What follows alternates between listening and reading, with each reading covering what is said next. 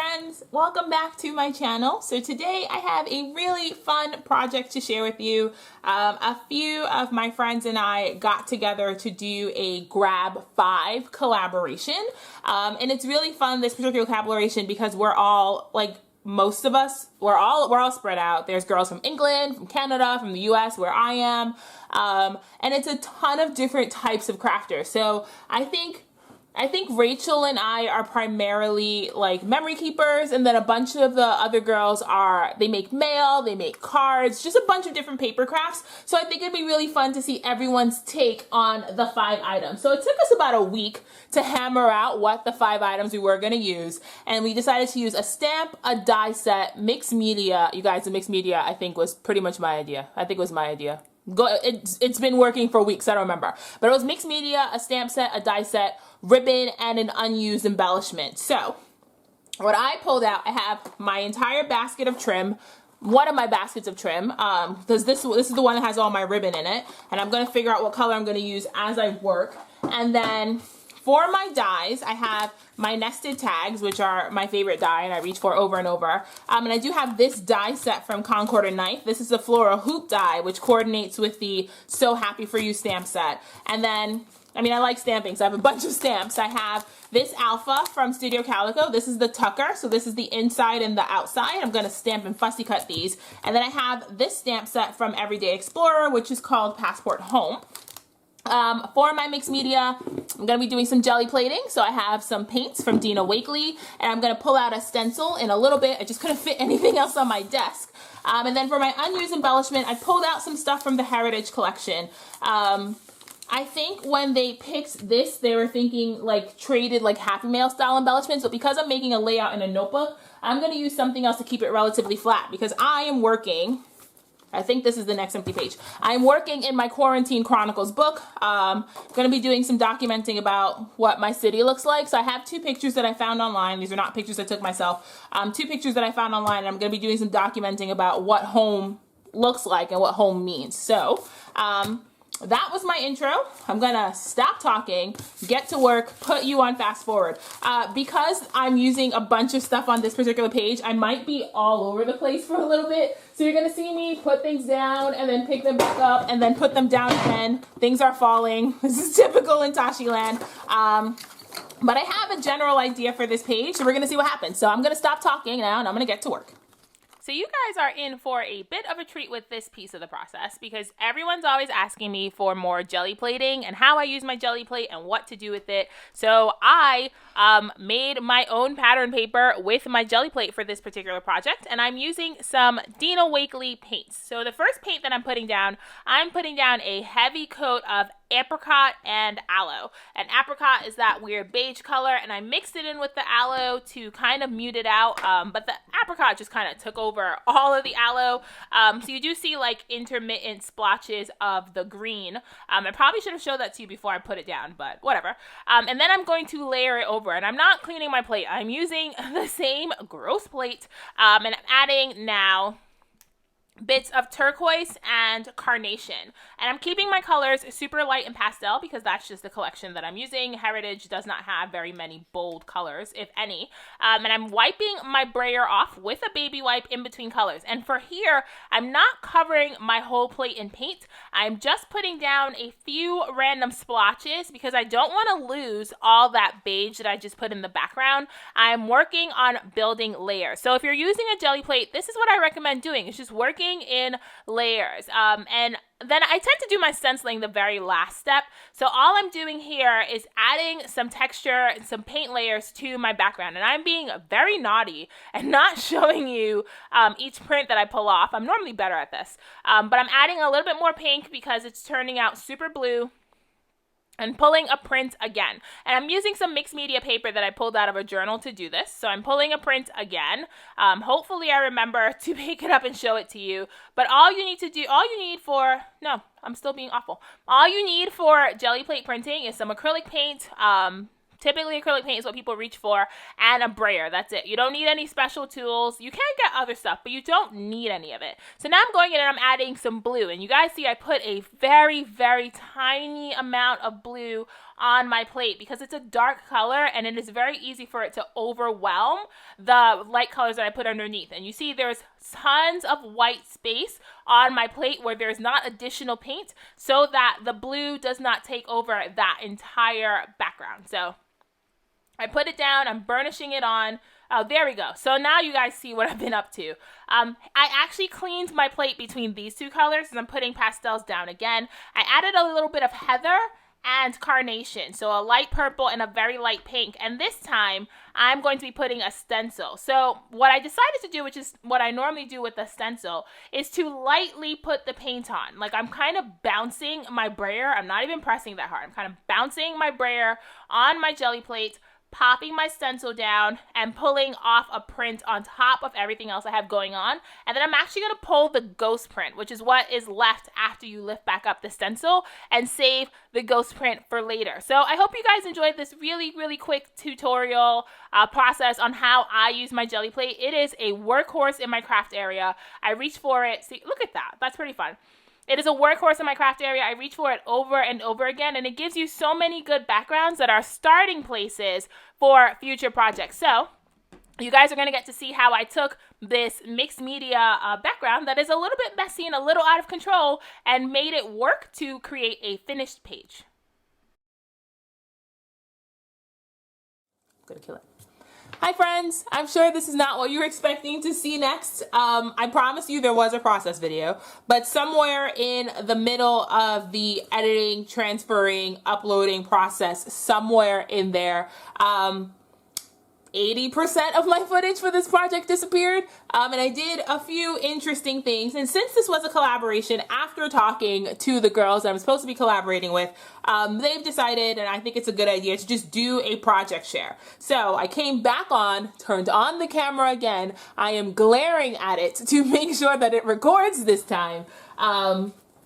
To show you what I did. So the last thing that you would have seen was me stamping these letters. What I did do, and I'll show you I gotta go like pull out all my supplies. I had put everything away, I cleaned up. So I showed you these in the beginning. These are the Tucker alphabet stamps from Studio Calico. So I went ahead and stamped in the scrapbook.com black hybrid ink.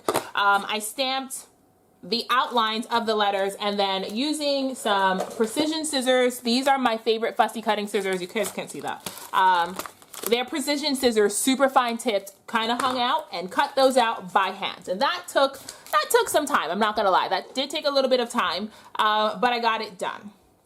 So after I hand cut all of those, the next thing I did was stamp out and die cut. I don't even know what I did with the dies, but this has a coordinating, oh, here it is.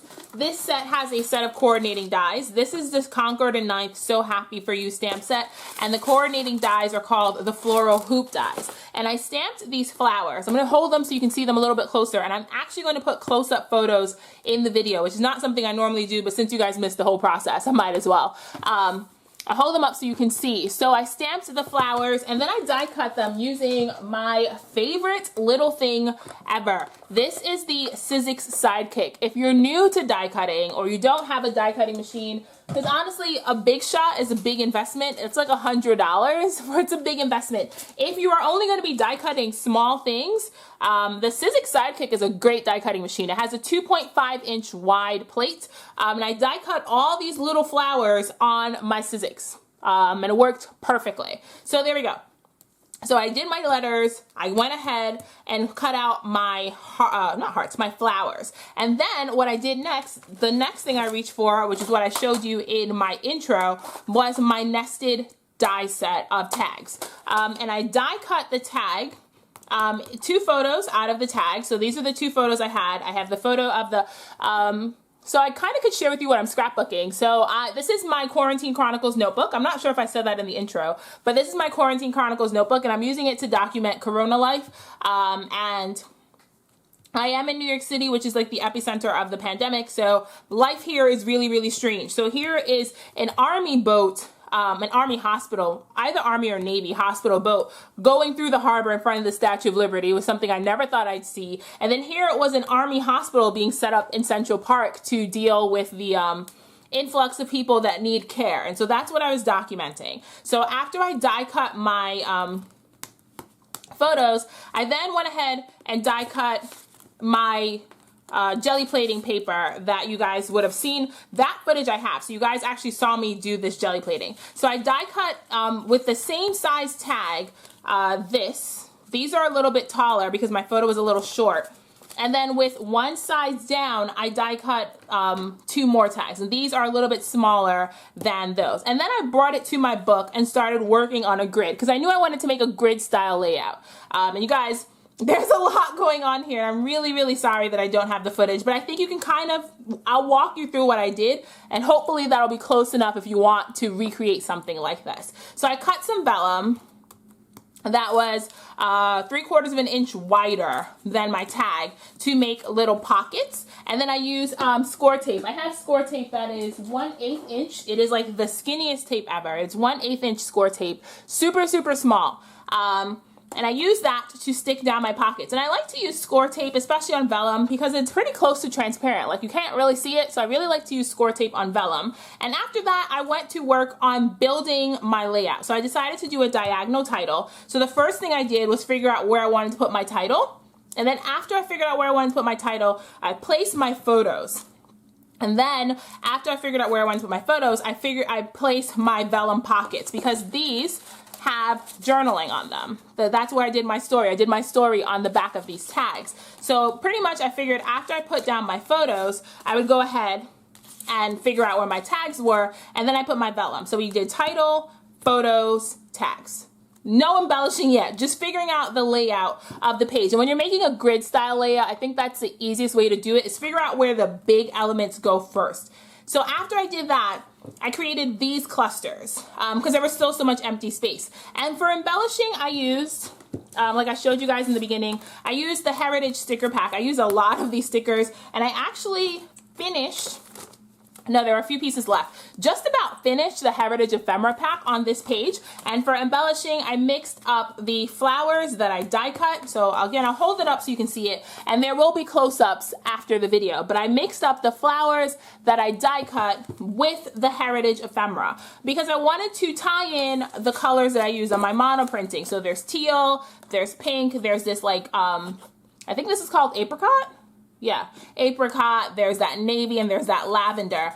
In hindsight, I wish I had put a brighter yellow on these mono printed backgrounds, but I was worried that they would become too bright, which is why I tried to keep them relatively neutral. And I do think they work overall with the spread, but I was trying to make sure that I included a lot of this dusty lavender and a lot of this dusty blue in the embellishments that I picked to repeat the colors that were on my jelly plating tag. And yeah, there's a lot of color going on this page, but I think it all works. So after I did my floral clusters, everything that I had left, I went ahead and made these 2 clusters. So I used, again, the smaller tag on top of some vellum, repeating the vellum. You guys know I love repeating textures on my pages. So repeating the vellum, repeating the jelly plating tags, and then I added 2 ephemera pieces from the Heritage pack and layered it with a mix of the flowers that I die cut and stickers. And by mixing the elements, even though the colors don't match perfectly, if I mix the elements over and over and over, they start to blend. If I had just had one cluster where they weren't mixed up anymore, but because I have 5 clusters where they're scattered all over the page and I'm repeating the same colors in my title, it helps tie everything together. So the last thing I did was fill in these 2 spaces. And these are just stickers from this is all stickers from the Heritage sheet. And then these 2 are stickers, and that is a vellum piece. Again, just repeating the vellum.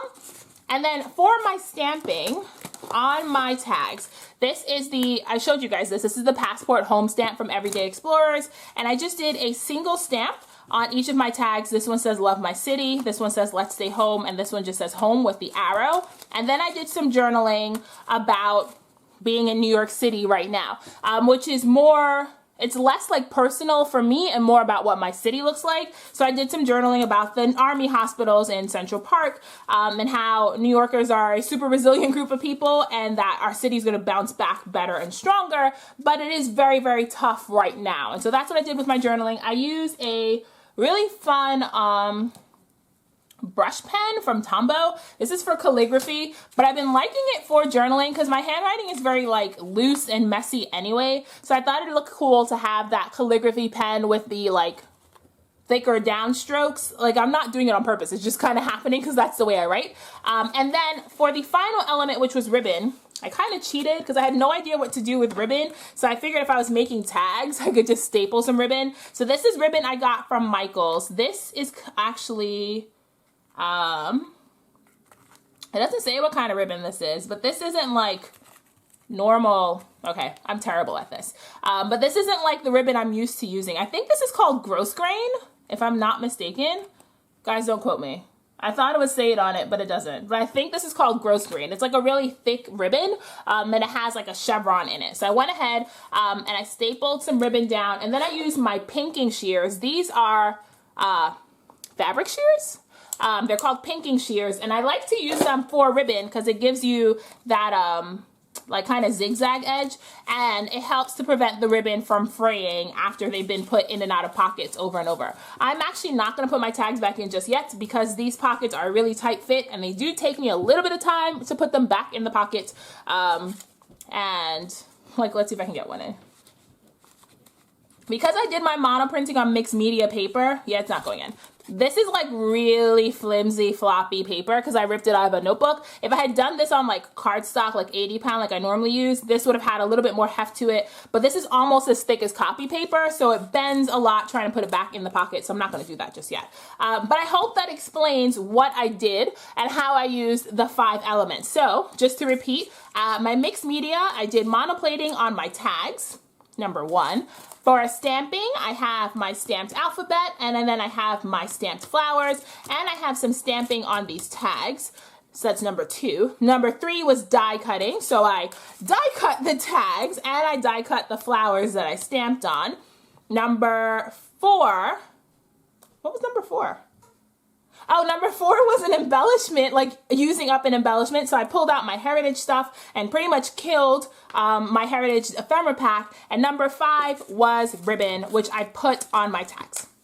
So I hope you enjoyed this super quick flip through of what I did in this talk through. I'm so sorry you guys don't have a process video where I could kind of show you exactly what I did. But with the grid style layout, I think they're really fun to recreate and to put your own spin on. So I hope this inspires you to give it a try. Also, don't forget to head on to all the girls. They're all going to be linked in the description box. So don't forget to head on over to their projects to see what they made with the same 5 types of items. I think that's the fun part of Grab 5, is you give everybody the same 5 things and everybody does something completely different, different projects, different color palettes. It's super interesting. So I'm excited to see what they've all made because I actually don't know what they've made yet. So I will be hopping along with you tomorrow, which is when this video goes up, to see what they're all up to. So I hope you enjoyed this video.